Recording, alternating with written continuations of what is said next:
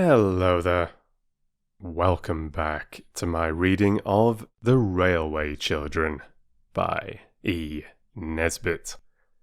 Thank you so very much for joining me, although I've got to apologise for leaving you in a tunnel at the end of that last chapter. I was tempted to read 2 chapters so that you weren't left stranded in a tunnel with the children, but in the end I just couldn't resist that cliffhanger. It was quite exciting after all to leave them in that predicament. Bobby, Peter and Phyllis now find themselves in the middle of a dark, damp railway tunnel with an injured boy, one of the participants of the cross-country race, the paper chase.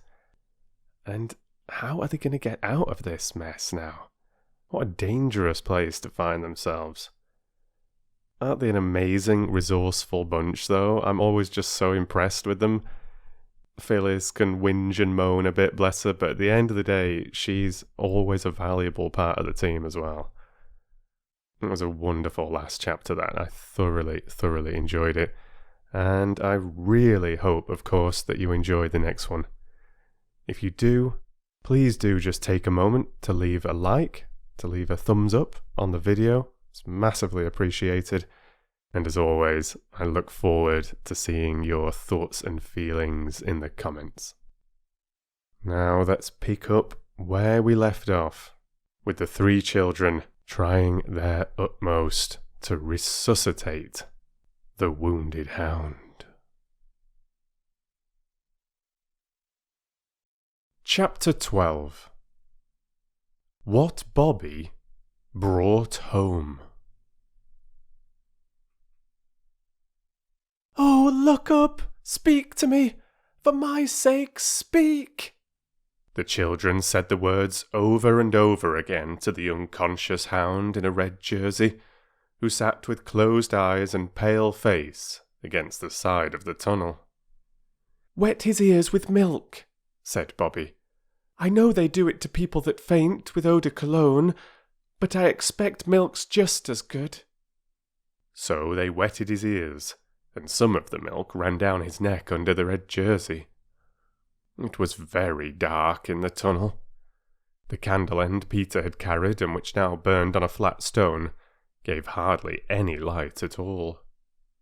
"Oh, do look up," said Phyllis. "For my sake. I believe he's dead." "For my sake," repeated Bobby. "No, he isn't." "For any sake," said Peter. "Come out of it!"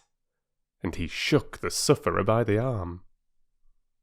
And then the boy in the red jersey sighed, and opened his eyes, and shut them again, and said in a very small voice, "Chuck it."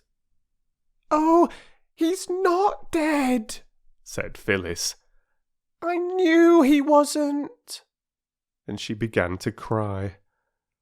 "What's up? I'm all right," said the boy. "Drink this," said Peter firmly, thrusting the nose of the milk bottle into the boy's mouth. The boy struggled, and some of the milk was upset before he could get his mouth free to say, "What is it?" "It's milk," said Peter. "Fear not, you are in the hands of friends." "Phil, you stop bleating this minute." "Do drink it," said Bobby gently. "It'll do you good." So he drank, and the 3 stood by without speaking to him. "Let him be a minute," Peter whispered. "He'll be all right as soon as the milk begins to run like fire through his veins." He was. "I'm better now," he announced. "I remember all about it." He tried to move, but the movement ended in a groan. "Oh, bother! I believe I've broken my leg," he said. "Did you tumble down?"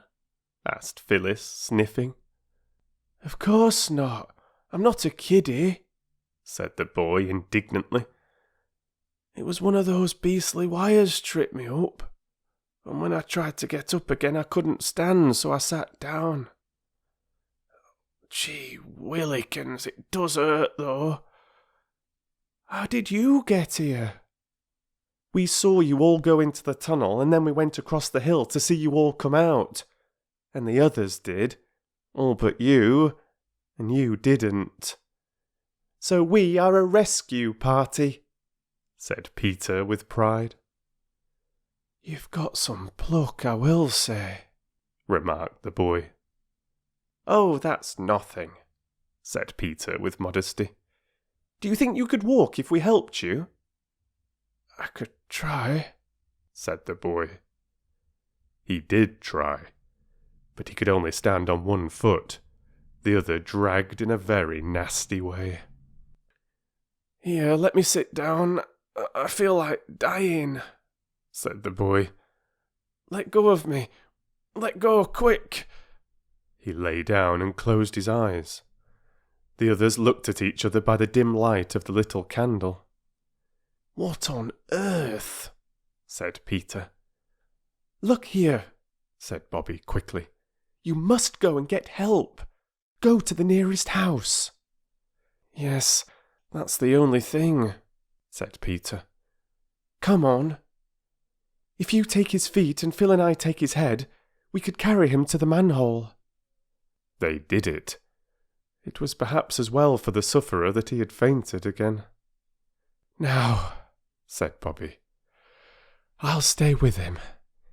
You take the longest bit of candle and, oh, be quick, for this bit won't burn long." "I don't think Mother would like me leaving you," said Peter doubtfully. "Let me stay, and you and Phil go." No, said Bobby. "You and Phil go, and lend me your knife. I'll try to get his boot off before he wakes up again." "I hope it's all right what we're doing," said Peter. "Of course it's right," said Bobby impatiently. "What else would you do? Leave him here all alone because it's dark? Nonsense. Hurry up, that's all." So they hurried up. Bobby watched their dark figures and the little light of the little candle with an odd feeling of having come to the end of everything. She knew now, she thought, what nuns who were bricked up alive in convent walls felt like. Suddenly she gave herself a little shake. "Don't be a silly little girl," she said. She was always very angry when anyone else called her a little girl, even if the adjective that went first was not silly, but nice or good or clever. And it was only when she was very angry with herself that she allowed Roberta to use that expression to Bobby. She fixed the little candle end on a broken brick near the red-jerseyed boy's feet. Then she opened Peter's knife. It was always hard to manage. A halfpenny was generally needed to get it open at all. This time Bobby somehow got it open with her thumbnail. She broke the nail and it hurt horribly. Then she cut the boy's bootlace and got the boot off. She tried to pull off his stocking, but his leg was dreadfully swollen, and it did not seem to be the proper shape. So she cut the stocking down very slowly and carefully. It was a brown knitted stocking, and she wondered who had knitted it, and whether it was the boy's mother, and whether she was feeling anxious about him, and how she would feel when he was brought home with his broken leg. When Bobby had got the stocking off and saw the poor leg, she felt as though the tunnel was growing darker, and the ground felt unsteady, and nothing seemed quite real. "Silly little girl," said Roberta to Bobby, and felt better. "The poor leg," she told herself. "It ought to have a cushion." Ah! She remembered the day when she and Phyllis had torn up their red flannel petticoats to make danger signals to stop the train and prevent an accident. Her flannel petticoat today was white, but it would be quite as soft as a red one. She took it off. "Oh, what useful things flannel petticoats are," she said. "The man who invented them ought to have a statue directed to him." And she said it aloud, because it seemed that any voice, even her own, would be a comfort in that darkness. "What ought to be directed? Who to?" asked the boy suddenly, and very feebly. "Oh," said Bobby, "now you're better. Hold your teeth and don't let it hurt too much. Now." She had folded the petticoat, and lifting his leg, laid it on the cushion of folded flannel. "Don't faint again. Please don't," said Bobby, as he groaned. She hastily wetted her handkerchief with milk and spread it over the poor leg. "Oh, that hurts," cried the boy, shrinking. "Oh, no it doesn't. It's nice, really." "What's your name?" said Bobby. "Jim. Mine's Bobby." "But you're a girl, aren't you?" "Yes, my long name's Roberta." "I say, Bobby." "Yes?" "Wasn't there some more of you just now?" "Yes, Peter and Phil. That's my brother and sister. They've gone to get someone to carry you out." "What rum names. All boys." "Yes. I wish I was a boy. Don't you?" "I think you're all right as you are." "I didn't mean that. I meant, don't you wish you were a boy? But of course you are without wishing." "You're just as brave as a boy. Why didn't you go with the others?" "Somebody had to stay with you," said Bobby. "Tell you what, Bobby," said Jim.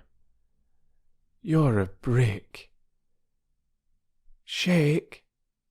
He reached out a red-jerseyed arm, and Bobby squeezed his hand. "I won't shake it," she explained, "because it would shake you, and that would shake your poor leg, and that would hurt. Have you got a hanky?" "I don't expect I have." He felt in his pocket. "Oh, yes I have. What for?"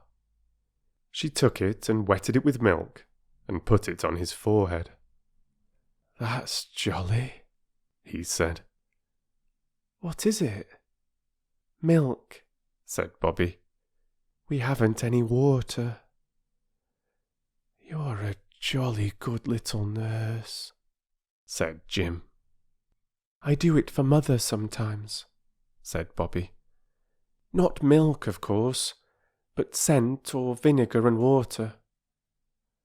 Oh, I say, I must put the candle out now because there mayn't be enough of the other one to get you out by." "By George," said he, "you think of everything."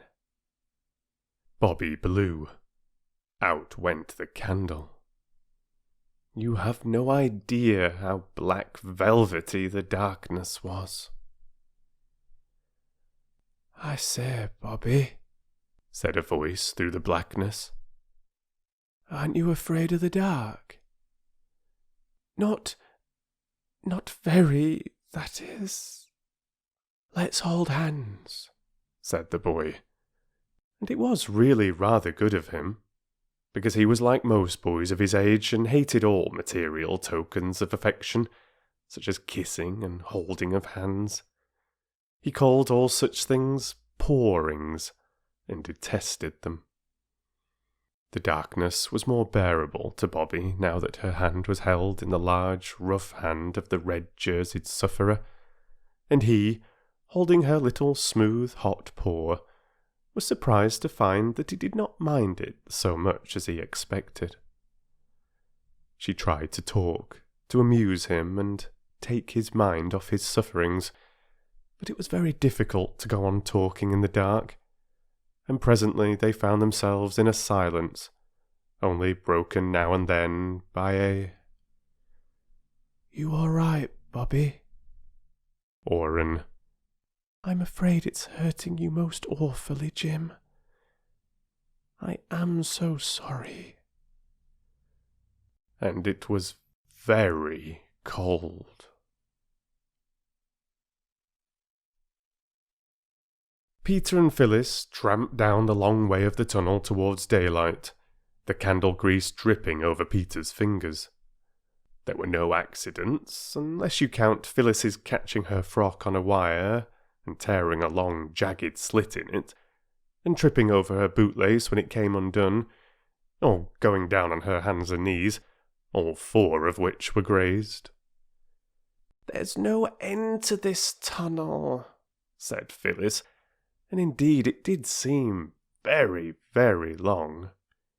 "Stick to it," said Peter.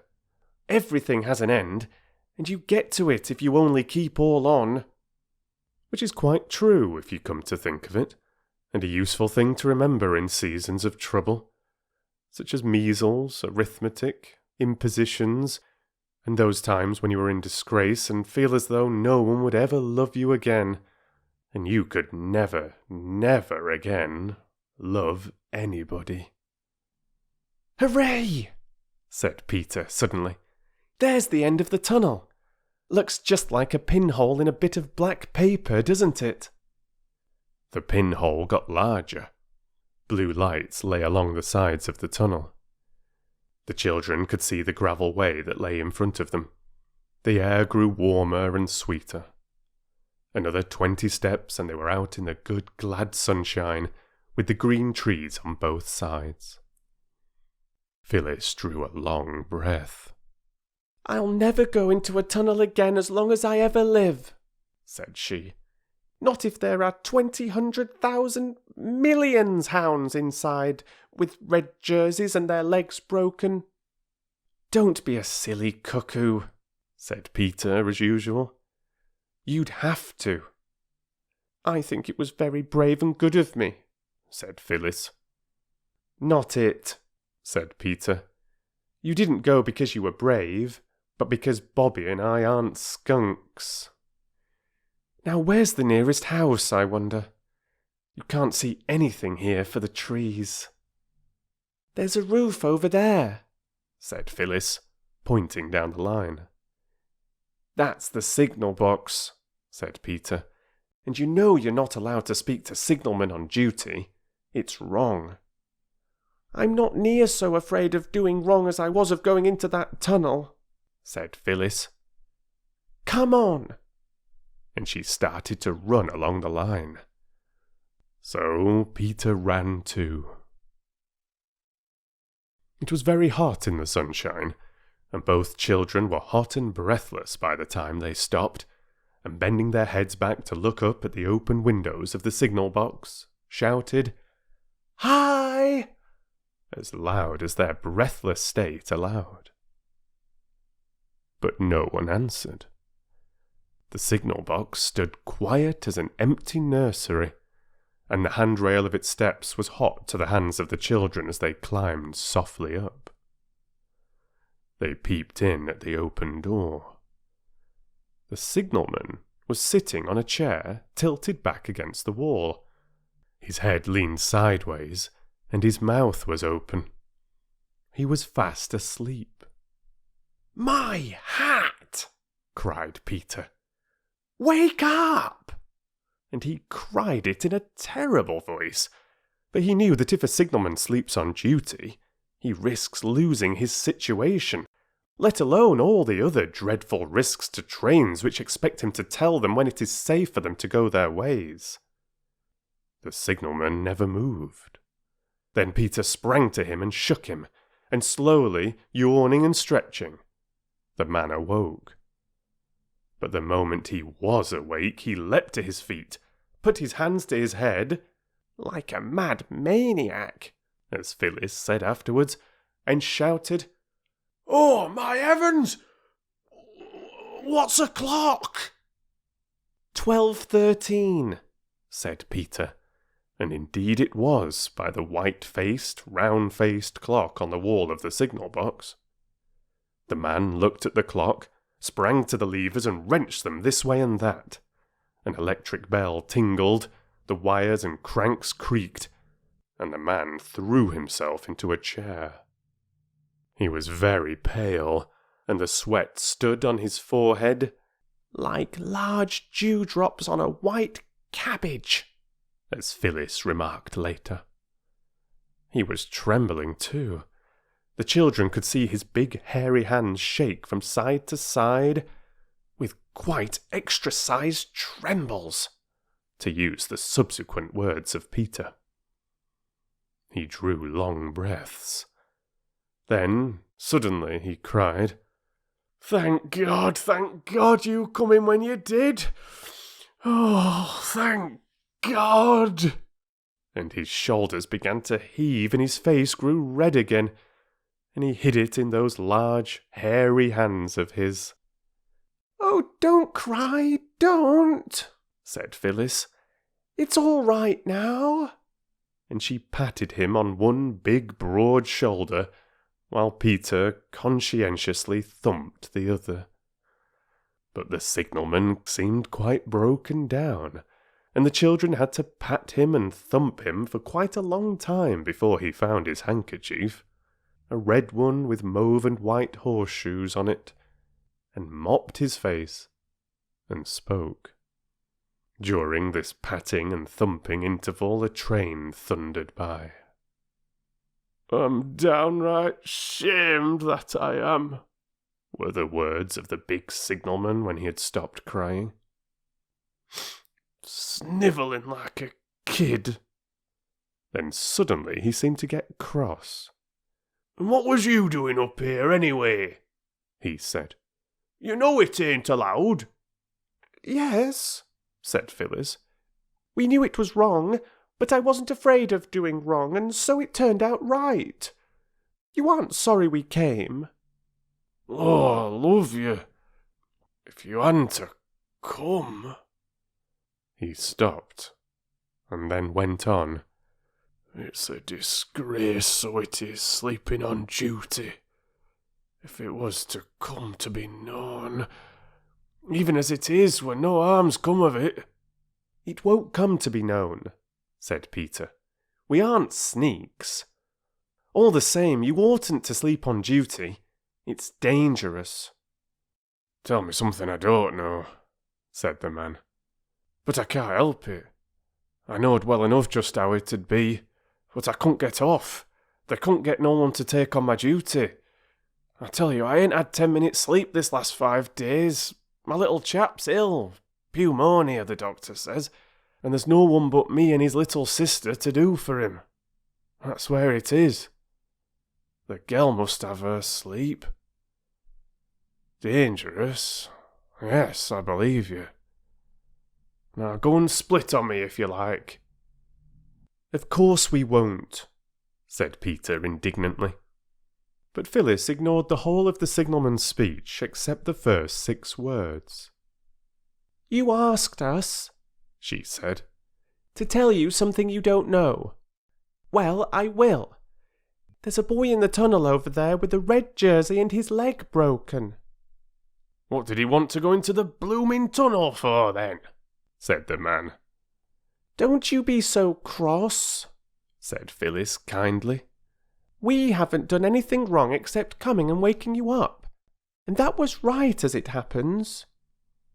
Then Peter told how the boy came to be in the tunnel. "Well," said the man, "I don't see as I can do anything. I can't leave the box." "You might tell us where to go after someone who isn't in a box, though," said Phyllis.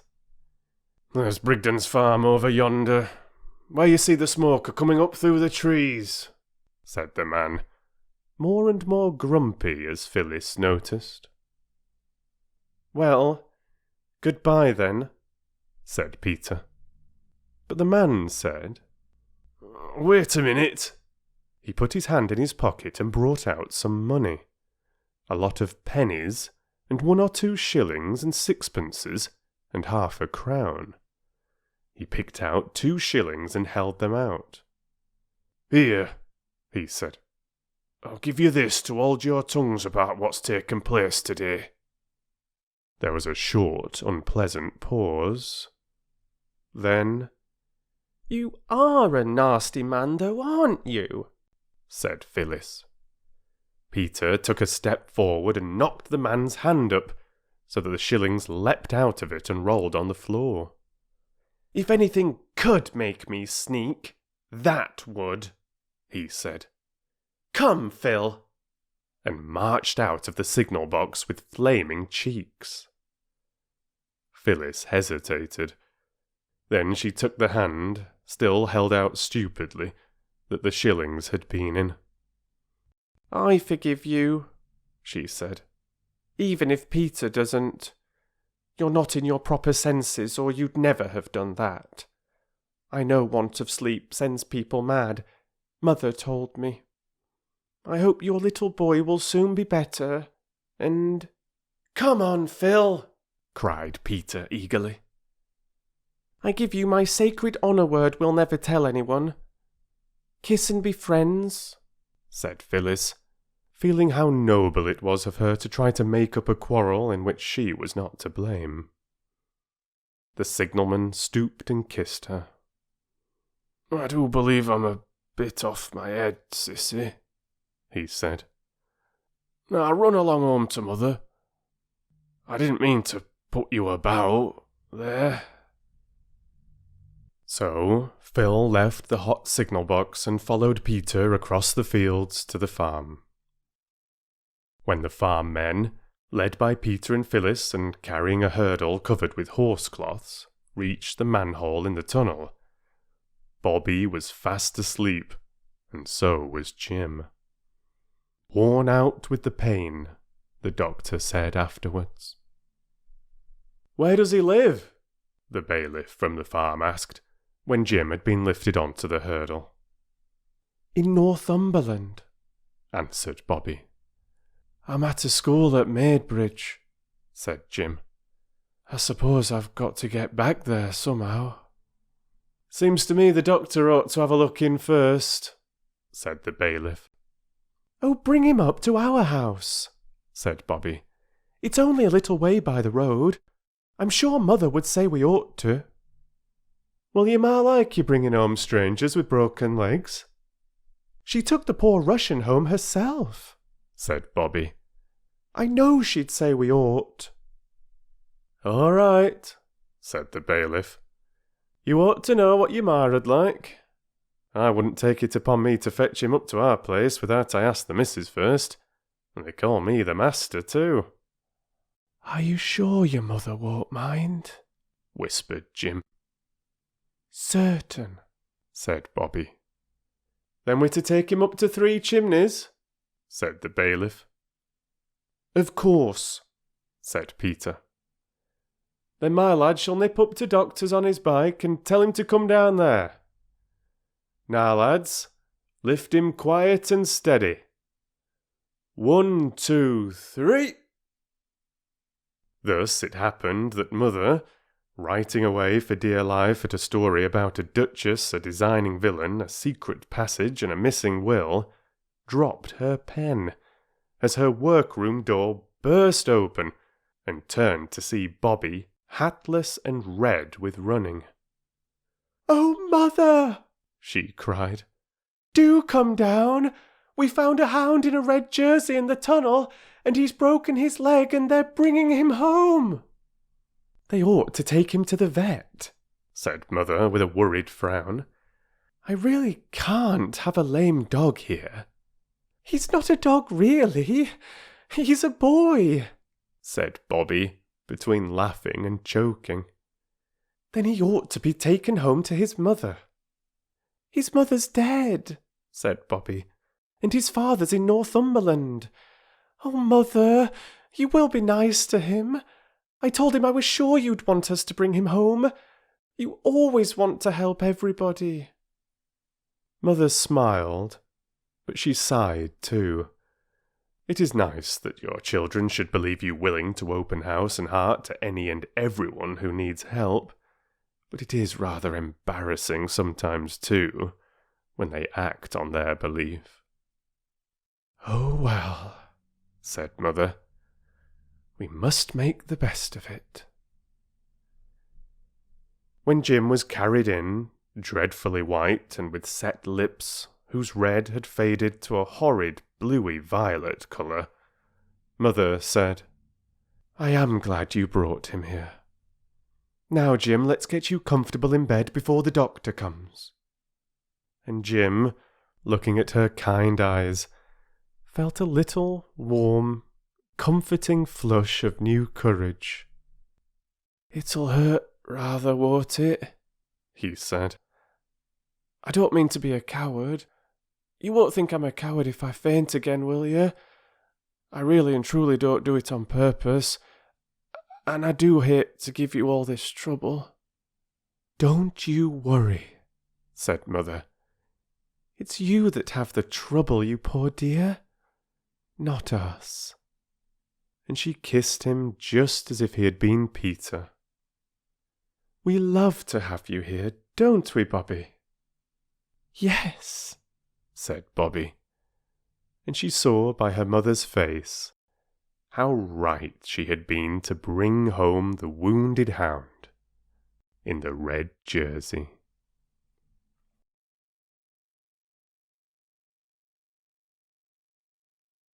Gee willikins. Poor Jim with his broken leg. That does bring us to the end of another chapter. Thank you so very much for listening. What a resourceful trio these three children are, though, right?